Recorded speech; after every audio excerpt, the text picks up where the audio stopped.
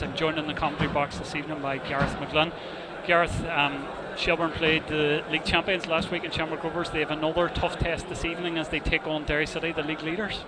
Absolutely. I mean, to be honest with you, I don't think Damien Duff will change his tactics. I don't think he would have changed them for Van Harps away, Van Harps at home. We've seen Damien Duff this season so far, away from home, well organised. It's funny because you think of Damien Duff and all I think about is that Chelsea team, the free-flowing football, Drogba, Robin on the other side, but he doesn't seem to be managing that way.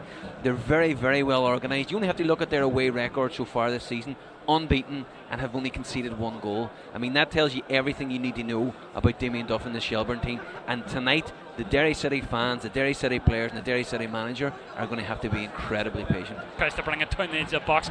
Jordan McAniff read that one brilliantly, took it off his toe. Ronan Boyce plays up the line. I don't think Branton Kavanagh was expecting that, but Shels just give possession straight back to Derry. Derry continue. Ronan Boyce breaks into the box. Well, he fancies a shot straight into the arms of Brenton Clark. I think he has to cut it back and go a bit square there, try and find McGonigal at the back post. So lifted over again. Carr, very unfortunate, loses his footing. Ball goes up into the middle. Dumigan heads it in there, and a bit of head tennis goes on. Patching comes onto it again. Tries to lift in the path to James Akintunde. Akintunde seems to handle it there, brings it down, tries to get around and put the shot away. Akintunde with the goal. Seemed to be falling over. Shels will be absolutely furious. You can see Damien Duff. They are livid. They believe there was a handball in the build up to that move. But Akintunde spun, seemed to have fallen over Gareth, but just toe poked it past a surprise Brenton Clark, and the deadlock has been broken. Brilliant. He's used the runner as a decoy. He's cut inside, and I thought the defender was going to get there and block it, but he slid and he's got there. But I have to say, do not underestimate the quality here from Will Patching. Boyd was sent down with very specific instructions there.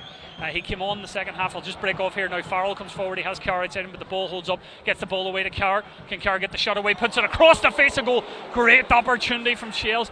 What did you say, Gareth? We needed to see Shane Farrell and Darren Carr doing that in the final third. And what happened? Well, Patching tries to spread the angle as Derry look to go forward. Branton Kavanagh has gone virtually silent in the last 5 minutes and again robbed far too easily there. Wonderful ball in from Shels. Chance for Farrell. Farrell goes across and the goal was coming and the equaliser came, and just like last week against Shamrock Rovers, Farrell absolutely deadly. Kavanagh gives it away too cheaply in the middle of the field, robs the player. The ball comes in. Farrell is a confident player. He got the equaliser last week, 2-2. We saw the danger signs a couple of moments ago. Lovely slide rule Paul, takes the shot on early, goes across Gareth's side, clips the bottom of the post, and the away side are level, Gareth. Yeah, I mean, you got to give him credit. There's a great pass in, and again, we talked earlier about Dan Carr's chance. The weight on the pass is incredible. It is perfect. Wasn't a huge surprise. The visitors had started pushing, and they'd had that warning sign. We talked about it moments ago, but the Shels fans away there, left hand side, making plenty of noise. Ball whipped in there, players going down. 2-1 Derry City. Diving header goes in there. I think it's Cameron McJanet. No, the offside flag, or the flag has gone up. That one has been ruled out. The Shels fans celebrate against the Derry fans, but it was a bullet header. Danny Lafferty not too sure what's going on. We'll have to have a look at the replay there. The ball crashed into the bottom of the goal. We'll have a look to see what happened. I think the linesman's flagged up for someone standing on top of the keeper, in front of the keeper in an offside position. We'll see it here. McJanet does really well, gets away from his marker. Jamie, well, I mean, the ball's past him. The keeper, if you watch there, the keeper's in line with Jamie, so it's not as if he's standing in front of him and obstructing his view. I don't understand how that can be wiped out. I mean, the ball's gone under the net. He hasn't touched it. The yellow card in that game as well, and he managed himself really well, so I don't expect anything different here today. We're going to see Sean Boyd coming on soon for Shels. Ball into the box though first.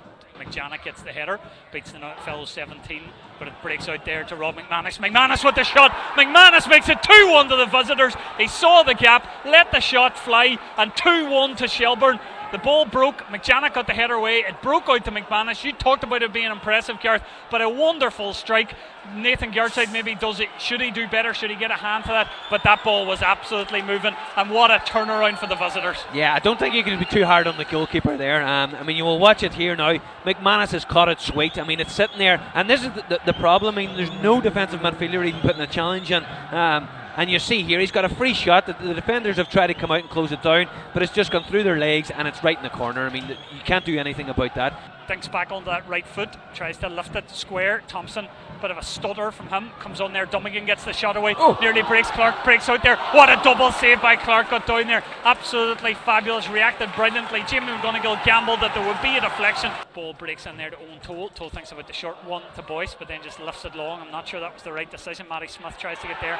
Look, Burns seemed to be all over the player, and then I think Dervin is going to go here because that was he was very unfortunate. He just clipped the player, but it was his second yellow. So Shells have had a player coach sent off and now a player sent off, but Derry will have a free kick. They'll have a chance to put it into the box, and it's another yellow card for Sean Boyd. Shells look as if they could be taking all 3 points. The ball goes long. Boyce gets up there with Boyd. It'll be a free kick to Derry. No, it won't. The final whistle has blown. 5 minutes were signalled. Only 4.5 minutes were played of additional time, but there's somewhat of a stunned silence around the Brandale because the visitors have taken all 3 points, and in the second half, Gareth, they got their chances and they took their chances. But the final score here, Derry City 1, Shelbourne 2.